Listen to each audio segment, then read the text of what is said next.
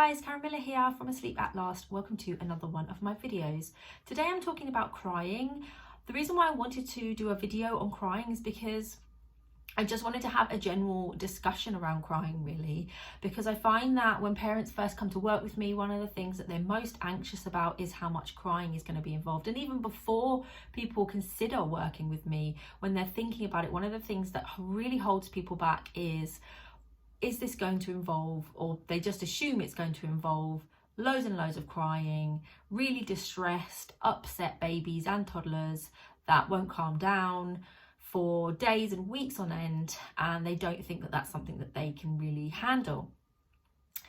Now, if you think about it, if you are dealing with a baby or toddler that is really overtired, that isn't sleeping, that's not getting the correct amount of day sleep, is having broken night sleep, they're going to be pretty tired, which means they're going to be really grumpy, which means you're going to be getting a lot of tears anyway.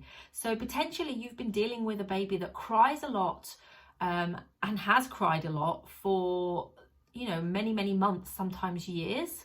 So whilst I'm not going to sit here and say that sleep training does not involve crying, because there aren't any methods that you can use that involve no cry. Crying is inevitable when you make a change. What I would say is that I work with clients for no more than 3 weeks. Typically, it's usually 2 weeks is all it takes to see a significant change and for those tears to disappear. And even within that 2 weeks, I'm not even talking a full 2 weeks of crying. Within the first few days will always be the hardest, the first week. And then after that, you see a significant drop in the amount of tears that you come up against. And I often get testimonials from my clients saying how much happier their little ones are now that they are getting the sleep and the rest that they need.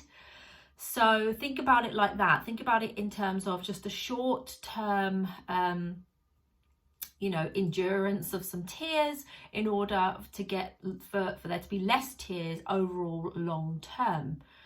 Now, I also come across people thinking that when they work with a sleep consultant, it is going to involve basically leaving your baby or your toddler to cry endlessly, and it isn't. So even if you choose to use a cry-based method like controlled crying, you can use intervals that are as small as 5 minutes, which means you'll only get a consistent cry for 5 minutes before you're going in and reassuring them where they will stop crying.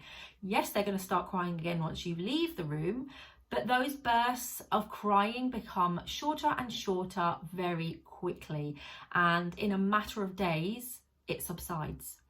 Now, crying is not comfortable for any of us. Like a lot of mums I speak to, they say, I'm quite a soft mum. I don't like to hear them cry. I know I'm too soft on them, but I just can't bear the crying. We're all like that. There isn't a first-time mum out there that will say, or not one I've come across anyway, that will say, yep, I'm fine with them crying, just let them cry, they need to learn.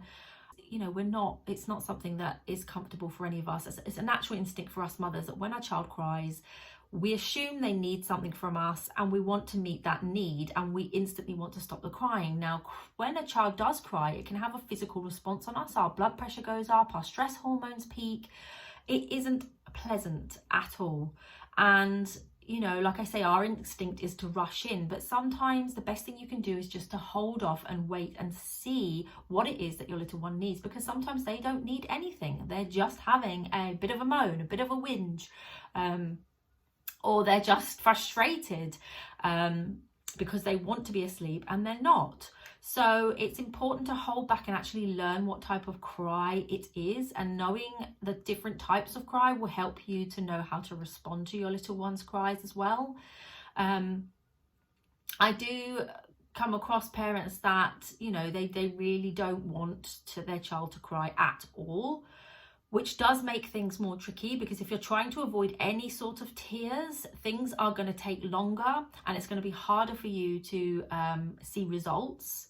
And I just want to say to you, really, if that's you, that to try and reframe your thoughts around crying. So try and stop telling yourself that your child is, in a massive amount of distress and they're going to be damaged unless you go to them quickly and give them what they need.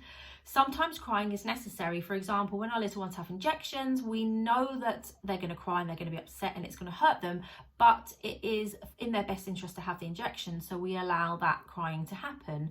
But we are there to reassure them, to soothe them, to calm them. And, you know, teaching your child to sleep is the same thing. You're not abandoning them. You will be there.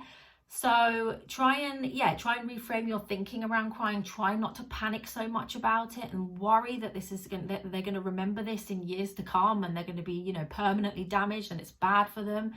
Sometimes crying is necessary. Certainly when your child becomes a toddler, if they do something wrong or if they're not well behaved, it's necessary to explain to them what they've done wrong, and they won't like that. Especially toddlers, if they want something, they're very impulsive, especially before age 3. They'll go out and get it. But if they're going to put themselves in harm's way and it's dangerous what they're trying to do, then you have to stop them from doing that. But they will cry, they will protest, they will have tantrums, and sometimes the best way to deal with that is to, you know, not to try everything you can to stop them from crying. It's to let them have that burst of upset, that burst of crying, because crying is normal and it's important that they let their emotions out, but that you explain to them, you know, after the fact, once you've helped them calm down, why they weren't allowed to do that, and you keep communicating with them. But crying is just their way of communicating their frustration and their emotions, and it is important for them to express that, and you shouldn't feel the need to just rush in and stop your child crying or avoid your child ever crying at all, because that's just not realistic, is it? So yeah, I hope you found that useful, guys. I just wanted to address that because it's something that does come up a lot with my clients, and it's something that I hear often.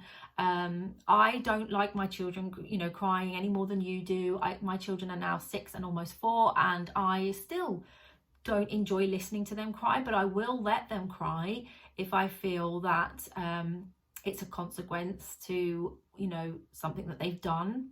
So please hit like if you like that video. Remember to subscribe to my channel to be notified of when I do more videos. Thanks for listening, guys.